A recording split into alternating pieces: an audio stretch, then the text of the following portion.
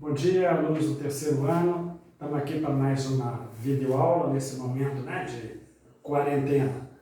É o seguinte, eu não vou dar matéria nova nessa videoaula de hoje não, porque como eu fui informado que semana que vem vocês vão fazer as provas, Então eu resolvi pedir a Elianete para que nessa aula de hoje eu fizesse uma breve revisão com vocês, porque já tem muitos dias que nós demos aquela matéria. Pois bem, a nossa prova consta de 12 questões de múltipla escolha, prova do terceiro ano, São os módulos do módulo 59 ao módulo 63, não vai cair nada de genética, não. Então vamos ao que interessa aqui em cada módulo. No módulo 59, a gente estudou os tipos básicos de reprodução. O que é importante vocês saberem disso? Primeiramente, diferenciar a reprodução sexuada de reprodução assexuada. Saber que a reprodução sexuada ela acontece de forma muito rápida, inclusive os organismos menores, microscópicos, geralmente eles se reproduzem de forma assexuada, é muito rápida, porém os organismos que são gerados por reprodução assexuada, eles são geneticamente iguais. Não se esqueçam que a divisão celular envolvida na reprodução assexuada é a mitose, ou seja, a célula ou o organismo tira cópia igual a ele mesmo. Os tipos de reprodução assexuada mais importante que nós falamos. A cisciparidade, também chamada de divisão simples, uma ameba, ela parte em duas em quatro em 8, é o que acontece com as bactérias e etc. Correto? Então essa aí é a cisciparidade. A gemiparidade ou brotamento, é o que acontece, por exemplo, com as esponjas. As esponjas, elas têm esse perfil aqui de um garrafão, Em um determinado momento, uma estrutura celular aqui, forma um broto. Esse broto, quando cai no substrato, o que acontece com ele? Ele vai formar uma nova esponja.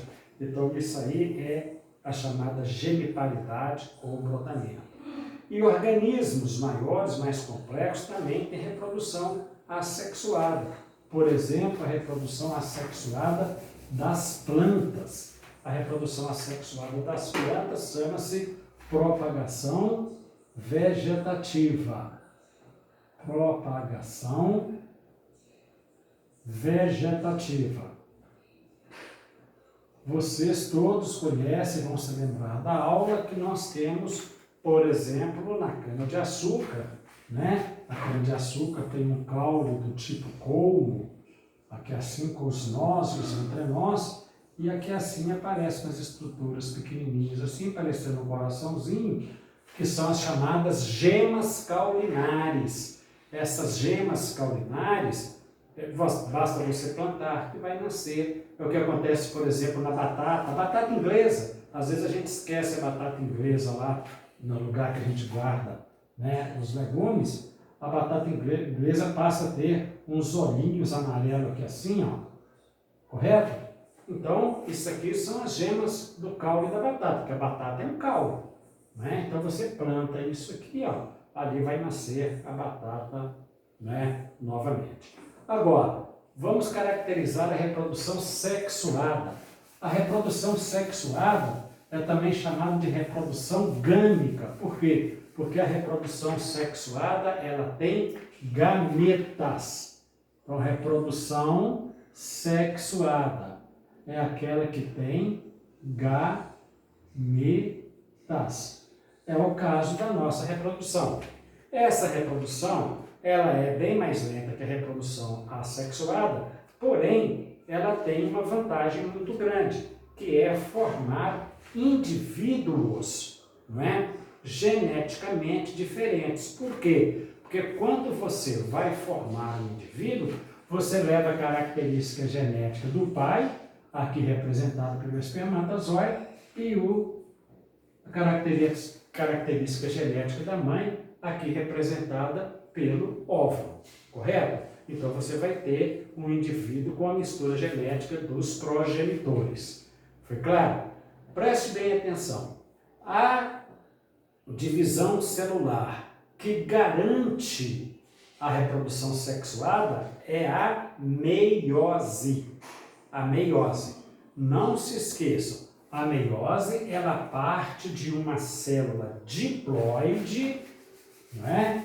Uma célula 2N, que é a célula diploide, não se esqueçam desse conceito, 2N diploide, e vai formar as células haploides, as células N cromossomos, né? Quando eles se juntam, vai formar, depois da fecundação, uma célula 2N.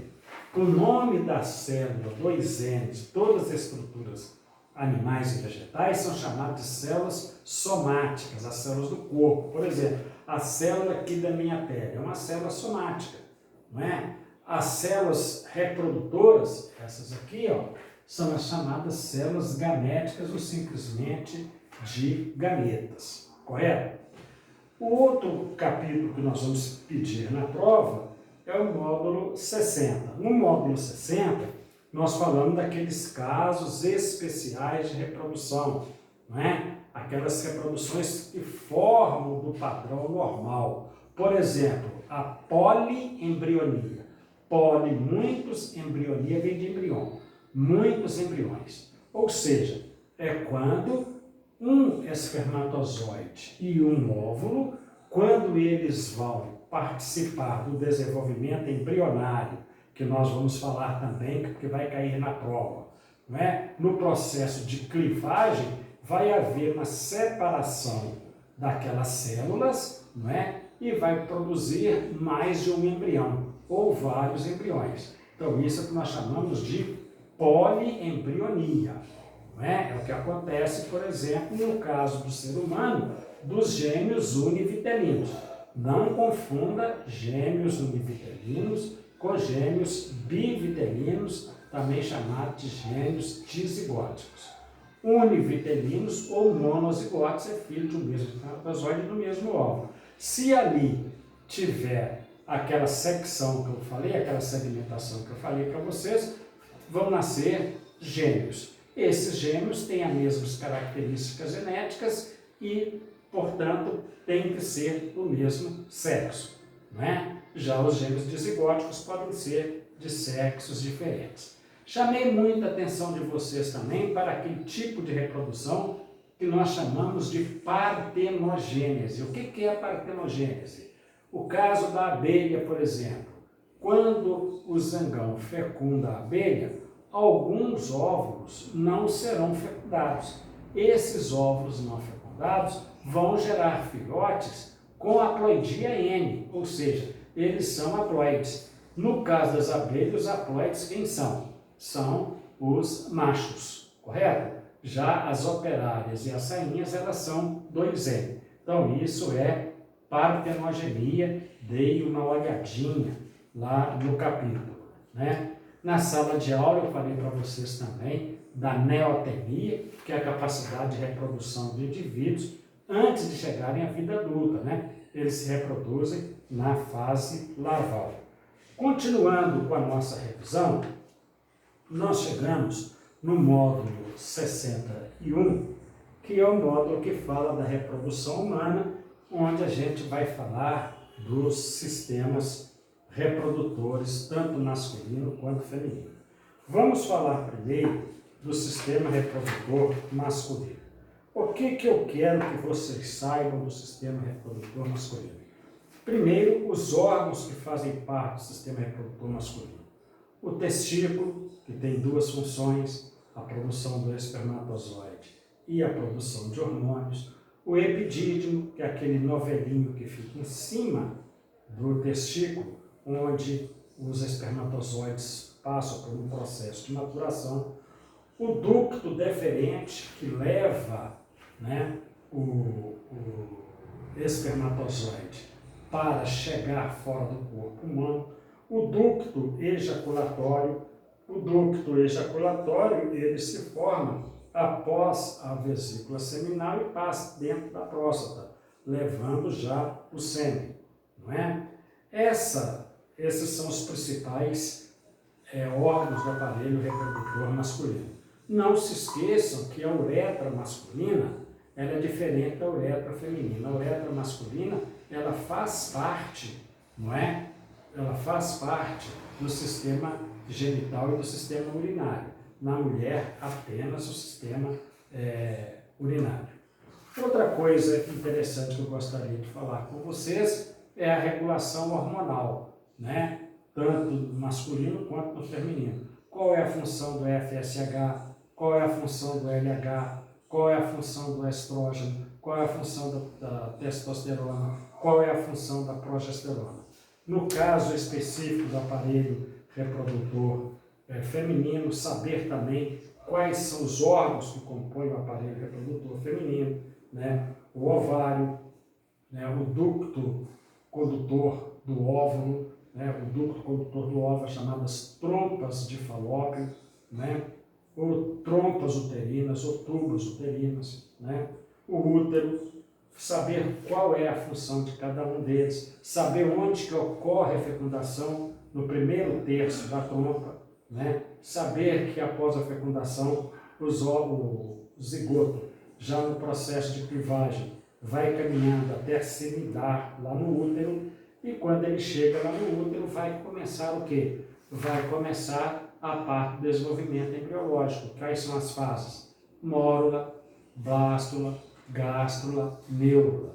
O que é a mórula? A mórula é um cachinho de células, né? Que vai passar pela primeira fase do desenvolvimento embrionário.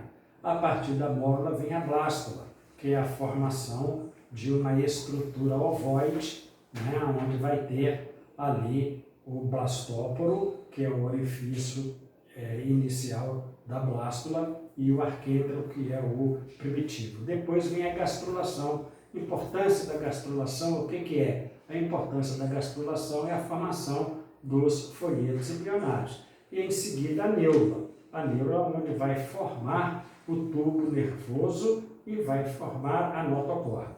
Então é isso que eu quero que vocês, né, prestem bastante atenção e estudem. Foi uma passadinha rápida na matéria da prova. Eu desejo a vocês um ótimo final de semana e, sobretudo, desejo a vocês uma prova maravilhosa. Um abraço, fiquem com Deus.